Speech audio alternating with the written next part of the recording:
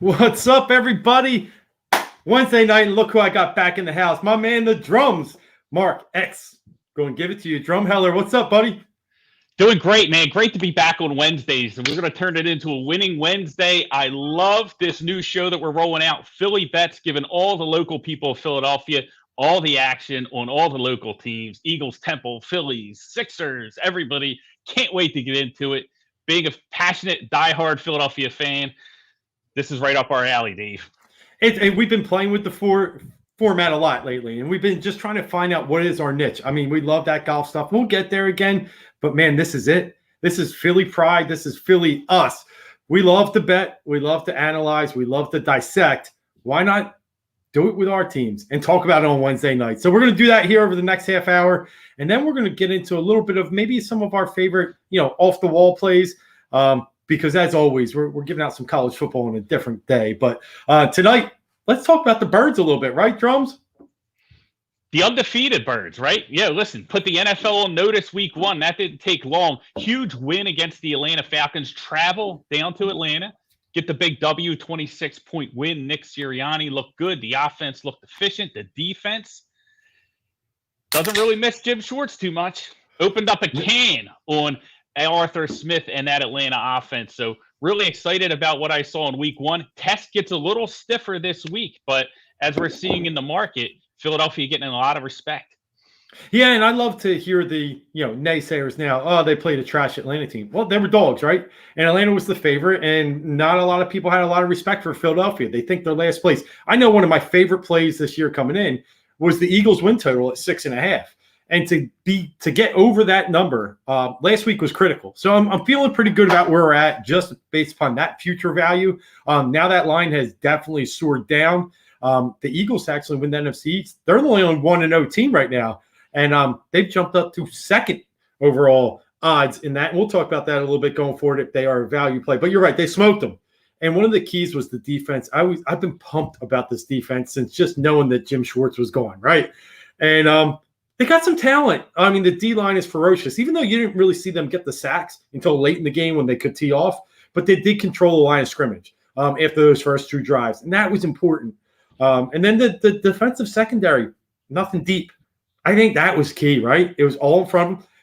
We even saw like 2 or 3 cornerbacks knock balls down. Slay should have had a pick. Mm-hmm. Yeah, you didn't see the explosive plays that you saw with Jim Schwartz's offense, right? We know it's Jim Schwartz's defense. You know what his MO was. He wants to throw 8 people in the box. He wants to have the best rush defense in the NFL. That works except when the other team passes, which they do all the time now in the NFL. So there were some challenges there last year just with the system, I felt like. So it's good to see some fresh ideas in there. Looked great in the red zone, right? Atlanta was 0 for 2, I believe, in the red zone. I know they didn't score any touchdowns. Arthur Smith, known for his offensive red zone efficiency in Tennessee, didn't have any success against Gannon's defense. So, that's exciting. It's exciting to just get, a new set of eyes on that defense and try and maximize the talent because Howie spent a lot of money on that defensive line. He really did. And you saw maybe a transition, right? You have really some old players on that defensive line, some young players. You don't have a lot of that transition in between. So you weren't sure how this was going to mix well. But I'll tell you what, Brandon Graham had a couple nice sticks. Some of the guys, the older guys on the team, Fletcher was in there. He was creating havoc when he was in there. Really did make an impact on this game. And then you got your Ridgeways late. And I was just really happy with, I guess, the pressure they created when they knew it was passing down. So I'm excited for this defense.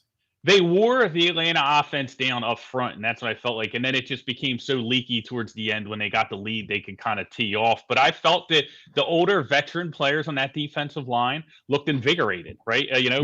Cox, invigorated. Brandon Graham, huge hit on that running play. Mike Davis probably still clearing out his cobwebs.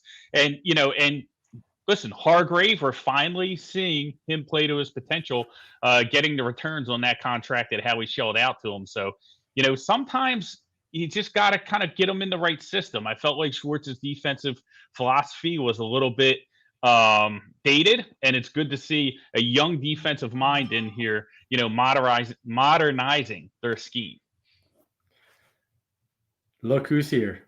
There he is, man. It wouldn't be Wednesday night without Oreo.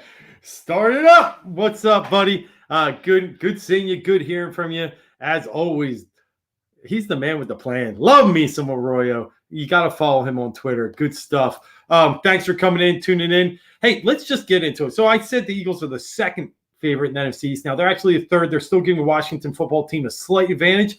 Let me ask you this, Drums. Now we're at plus 350. They were at plus 550 to win the division when the season began. They've already dropped to 350. Knowing the schedule that's coming up, because this is the tough part of the Eagles schedule, is there value in pouncing on the 350 now? I don't think there is right now. No, I have a plus 550 ticket in my pocket, that I got, earlier in the offseason. Just when I saw the way the NFC East was kind of developing, not really impressed with Washington or Giants, and Dallas just seems to have a ton of injuries. We see that starting already with Lawrence on the defense. So, I thought there was value there at the 550, and you hit the nail on the head, with the schedule coming. First 3 home games. I know I've been screaming about it for a month now. San Francisco, KC, Tampa, right? It gets tough. The second half of the year is when, they can really do some damage. They have a bunch of divisional games, and the Jets, who just looked atrocious last weekend. So I think that if you want to bet the Eagles to win the division, let's hold a couple weeks. Let that 350. Everybody's hot on the Eagles now. Let that number kind of go up a little bit. It might balloon if they start out the gates like, hey, maybe 3-3, 4-4, which would be the end of the world. They would still be right in the playoff mix with the way the schedule plays out.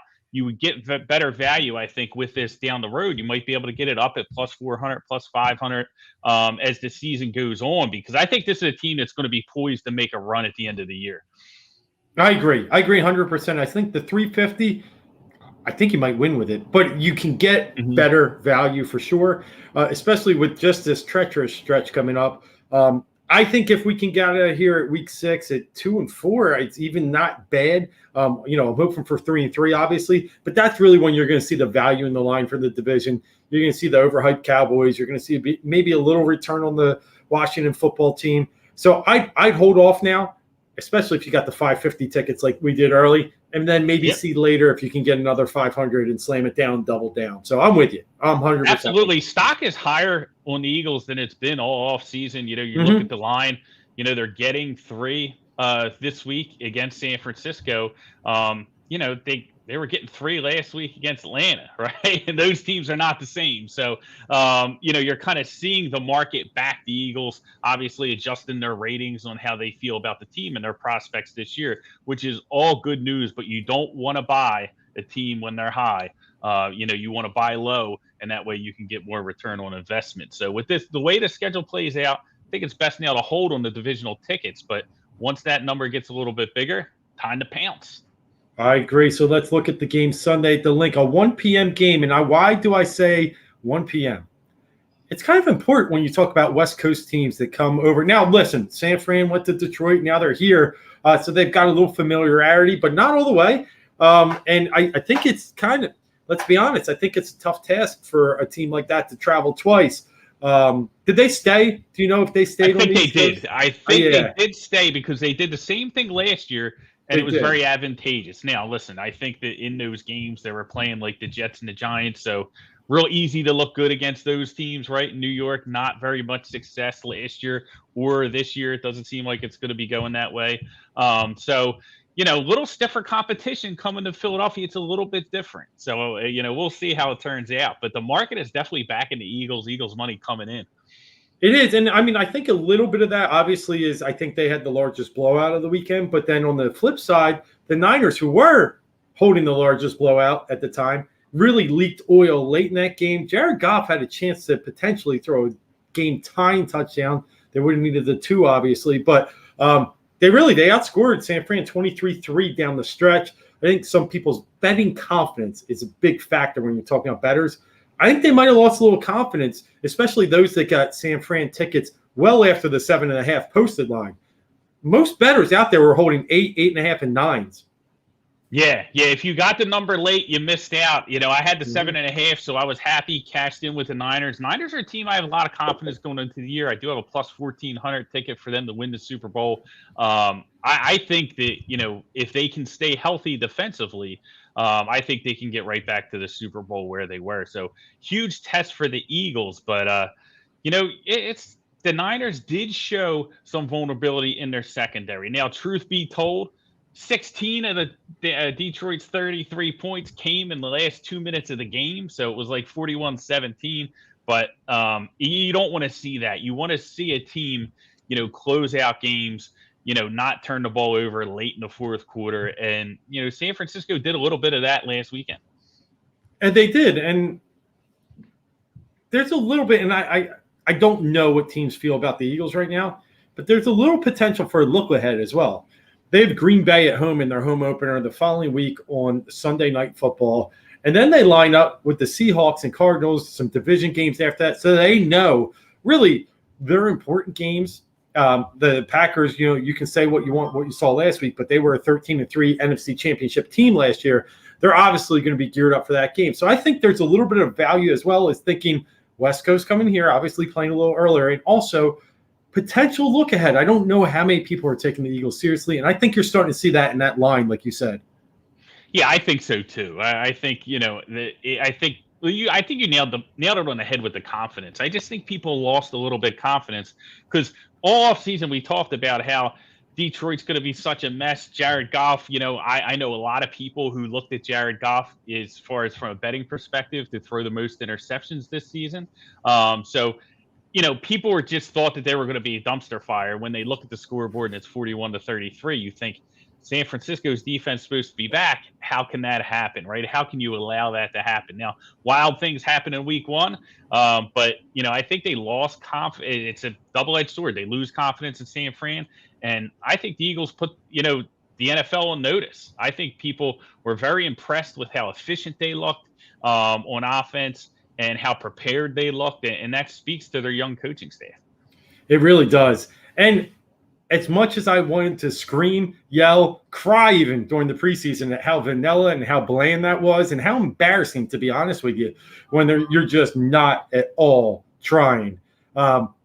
You reap the benefits of that when you roll into week one and just have start to unleash the playbook. Sirianni's first game ever calling plays as a coach was pretty impressive. I think, the key to this team going forward here is the defense still for me. I don't think the offense is ever going to be something that you can just sit there and play toe-to-toe against these, really fast teams unless you slow them down a little bit. I think the offense can be efficient. It can be good. It's just not going to be I don't expect high power consistently from this team. So I really think the defense needs to just hold their own, and the offense will be able to, they'll be able to put the fight up. And in this game particularly, if this defense can show up and hold San Fran to 24 or less, we're in the game, and that's a big ask. I do think it is a big ask, but it all starts with the running game.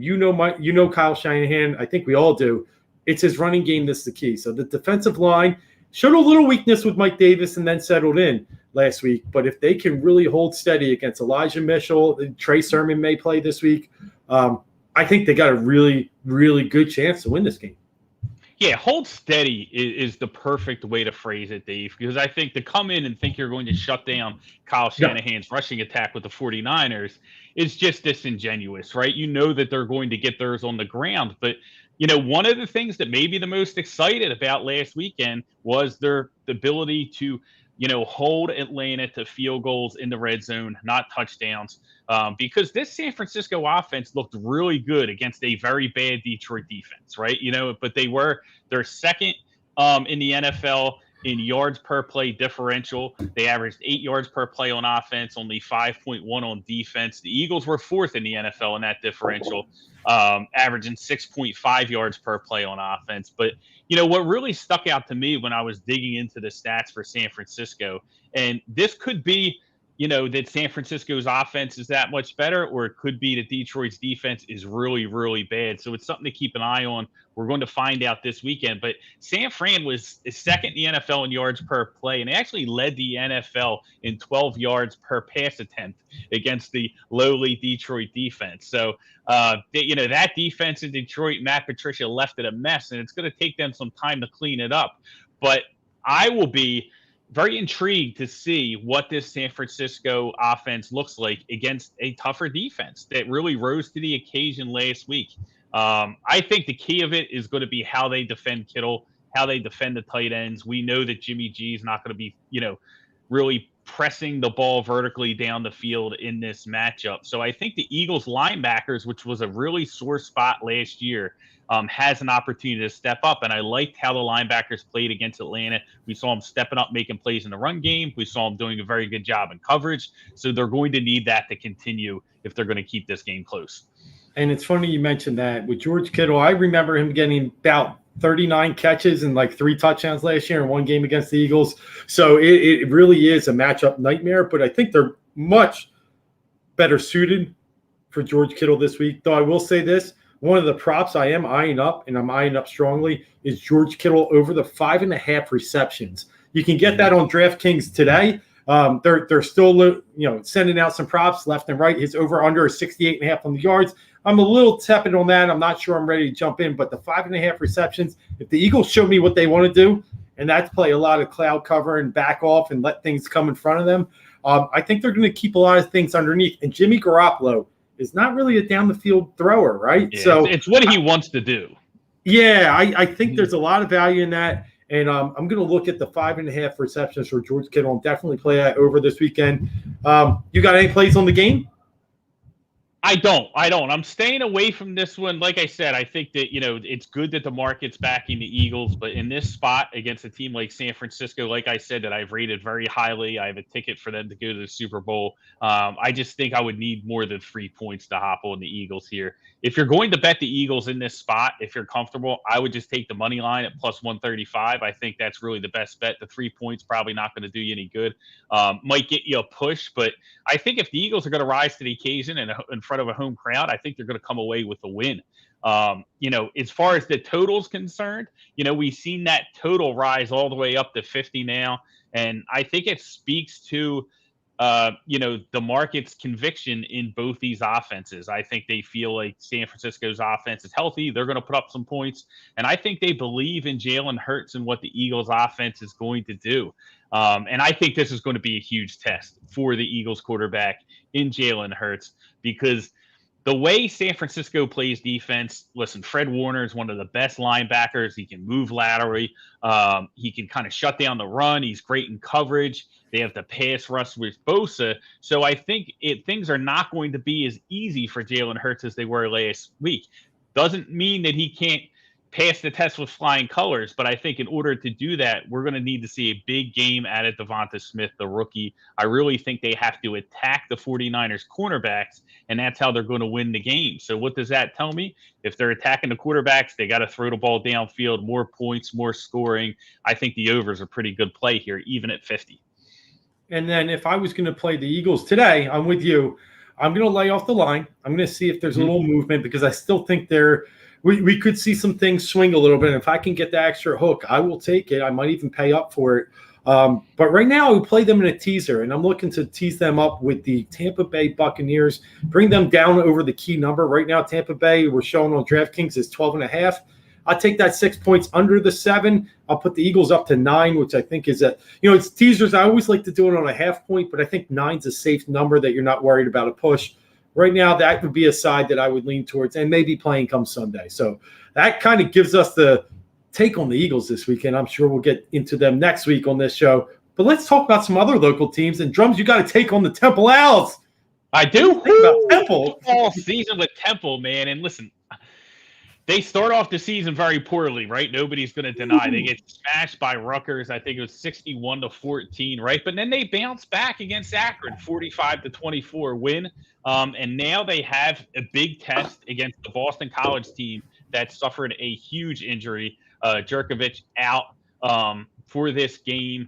And, that really kind of changes what Boston College wants to do on offense. We know Cignetti, very aggressive, wants to throw the ball down the field. Dave, we talked about on Betting for Breakfast how Boston College had had one of the most drastic offensive changes in philosophy. Usually a run-heavy team came in last year, had the biggest differential from rushing plays to passing plays, right? They kind of turned over the playbook, and now they're trying to do that even more this year. But when the quarterback goes out, that kind of throws a wrench into everything. So we saw this line open up at 17. We saw the total open up at 60.5, down to 14.5 on DraftKings. So Temple getting a little bit over 2 touchdowns, and you're seeing the total. That news of the Boston College quarterback being out, driving that total down to 57.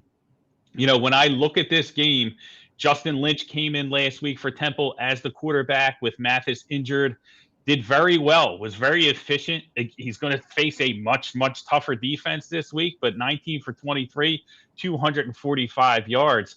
And I really think the key to Temple keeping this game close is going to be his mobility against that Boston College front seven.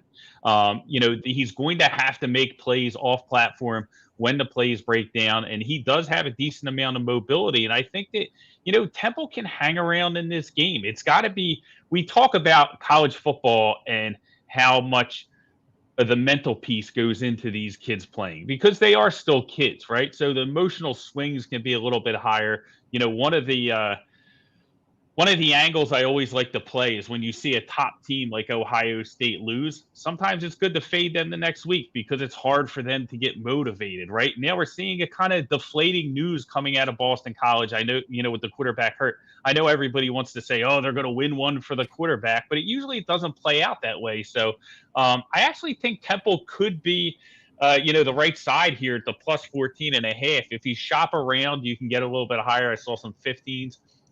Some 15.5s out there, but Boston College 1-4 in their last 5 against the spread, 2-8 in their last against the spread in their last 10 non-conference games, right? So Temple 12 o'clock, Lincoln Financial Field, right? So hey, listen, why not take the Owls in the 14.5? I think they can keep this one close. I think it's a sneaky play. Now, do you think Jurkovec is out for an extended period, or do you think it's one of those, hey, let's rest up that arm, we're playing Temple? I just. It's hard to say. He looked good on Instagram, man. He had it all wrapped up. It looked like kind of like a soft cast. I don't know. Like, here's the thing. Like, can they rush him back? Sure. Is it going to be? How effective is he going to be? Right? You know what I mean? But I think Temple gets the benefit of, having to, play BC without him. And, I think it's Dennis Grossel is the backup quarterback. And you just can't play with the same effectiveness with your backup quarterback than you can. And I think if the offense lacks chemistry, lacks continuity, you can see some 3-and-outs, some punts, Temple, stays in this game. So I think, with the market pushing this thing down from 17 to 14.5, I think shows Temple is the side here. Listen, if it keeps sliding down and it goes under 14, find something else to bet, right? I would probably, at that point, I'd probably look towards the total, than really taking the side in this matchup, because you want to make sure you at least get the 2 touchdowns. 14.5 is probably where you want to be with Temple in this spot, but I think they can play them tough. I think they can play BC tough in this spot. Like I said, I think the BC deflated a little bit, with their injury news, kind of season going awry very early. So I think Temple can take advantage. Yeah, I'd like it. And BC was a big letdown last week. Huge favor against UMass, one of the worst college football teams. A lot of minus 37 plays out there, really getting shred up quick. But Temple, on the other hand, it was surprising. I think they were a double-digit fave against Akron and were able to. Akron's pretty bad too, but still they took care of business and covered. So I can see that picture there of the deflation of the Boston College. And what's to get motivated? It's Temple. How do you get motivated? Yeah, and listen, the Boston College defense, like, we forget about Jurkovec, forget about the offense. Yeah. The defense looked like hell against UMass. I mean, 24, 25? Yeah, something like that. They let them. Yeah. I mean, UMass team total unders have been the best bet in the world. Yeah. Their defense gets chewed up by the Minutemen. So, that just comes to show you if Temple can move the ball in this one. Like I said, Justin Lynch, very efficient. If he can continue to do that, move the chains, I think Temple can stay in this game. Yeah, I agree. I like it. I would side that way too. I'll talk one other Philly bet here before we wrap it up and get out of here, and that's our Philadelphia Phillies. Man, not a lot of love lately, especially the way they played against Colorado this weekend, losing 3 of 4, and then opening up last night with a big L to Chicago. Holding on right now 4-2. I think they're in the 8th. And it'll position themselves, but they're still, they're getting, teams are starting to lap them in not only the division, but the wild card race. And one bet I really am intrigued about, though, Drums, I want to get your take on this, is Bryce Harper for National League MVP. Today, he sits second favorite on DraftKings at plus 250. Tatis looking at minus 180. I like the value in the Bryce Harper NL MVP odds. Part of it is because San Diego is also struggling to make the playoffs. I think it is a two-man race. There's some interesting metrics out there. Baseball Reference overall actually has Harper like seventh in WAR. But then you look at Fangraphs, and they have him as first. A lot of the disparity out there right now is his defensive metrics.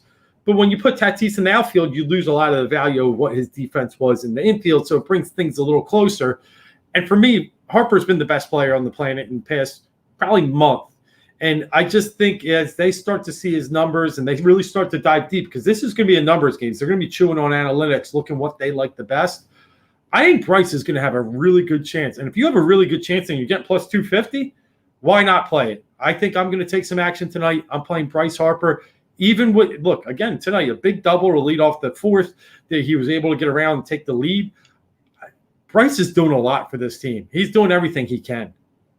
Yeah, I think there's value there, right? So I think you take Harper at that number at the plus 250, and you just hope that he outplays Tatis, for the rest of the year, right? And that really what it comes down to. Because if the Phillies fall off the planet, in these last 20 games or 19 games, after tonight, whatever they have, and they end up under 500, then it's going to be a little bit of a tough sell if Tatis propels the Padres, into the mix, right? So I think that, these last 20 games are going to have a lot to say about it, but that's why you get the number at what it is, right? So I think when you, measure up these two players, I think it's probably a lot closer than what the odds realize or what the odds are implying here. So I think the 250 is a fair bet, I think, but, the Phillies are going to have to play better at the end of the year than they have done historically in order for him to win this. And, maybe he can propel them to do that, right? Maybe he can change them. I know it's tough for us Philly fans watching Gabe Kapler spray champagne all over the place,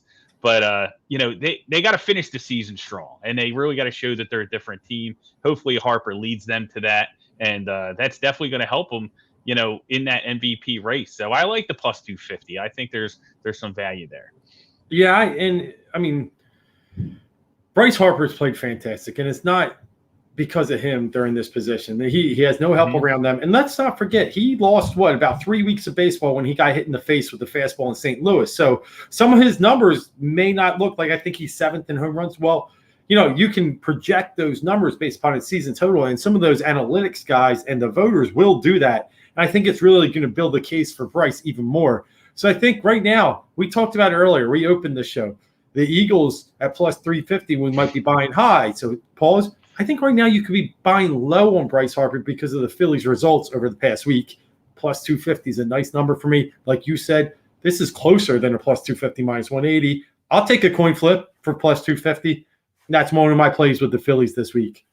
Yeah, it makes sense, man. And I'll tell you what, the Eagles are just, I can't wait till Sunday because it's a huge test for them. I feel like I have so much respect for San Francisco, but as we get closer to kickoff, I feel like 12 o'clock noon on Sunday, I'm going to be punching in the Eagles money line. I don't know. I might. I'm with you. And here's, and a lot of it for me is Jimmy Garoppolo. I have zero confidence they can win a Super Bowl with Jimmy Garoppolo.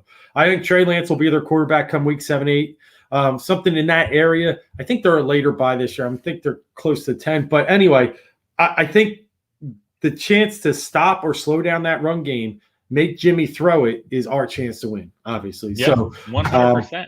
Big game for Gannon, the defensive coordinator. Yep. Big game for Jalen Hurts. Big step up in competition here with the defense. And this is where he can show how much he's grown in the offseason in the year 2. We always talk about that with quarterbacks. Hey, you have a good rookie year. You got to show growth. You got to take that leap in year 2. You can't have a sophomore slump. And this is Hurts' best opportunity to prove that this Sunday. I love it. All right, we'll punch some in later this weekend. But for a recap, I'm leaning Birds. I'm taking the Birds on a teaser with Tampa Bay. I'm taking Kittle over 5.5 receptions. And my other Philly bet of the week, Bryce Harper to win that MVP at 250. Drums, you're on for? TU, baby. Temple tough. 14.5. Make sure you get it at 14.5. But I like the total more than the side in the Eagles game. I think it's going to be over. I think these teams are going to score a lot of points, even at 50. So that's where I would play. But I do have a feeling as we get closer to kickoff, I'm going to be in the parking lot punching in an Eagles money line ticket. So I got to put like a lock on my phone. Yeah, oh man, the beers will talk to you. Just put it in before the beers start talking to you. That's right.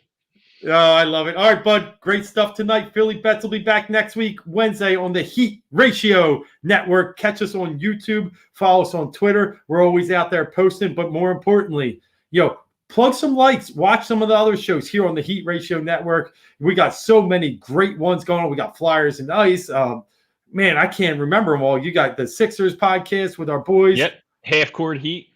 That's it. And then we're even seeing a live show come this Sunday night following the Eagles game to recap. You'll see a lot of personalities that you do. Tony Cotillo himself leading the pack, talking Eagles, Niners right after the game. So definitely stay tuned into the Heat Ratio. We're doing stuff. Until then, Drums, you got anything on the way out? Fly, Eagles, fly, baby. Let's do it. Shock the world. Let's go. Till next week. Later.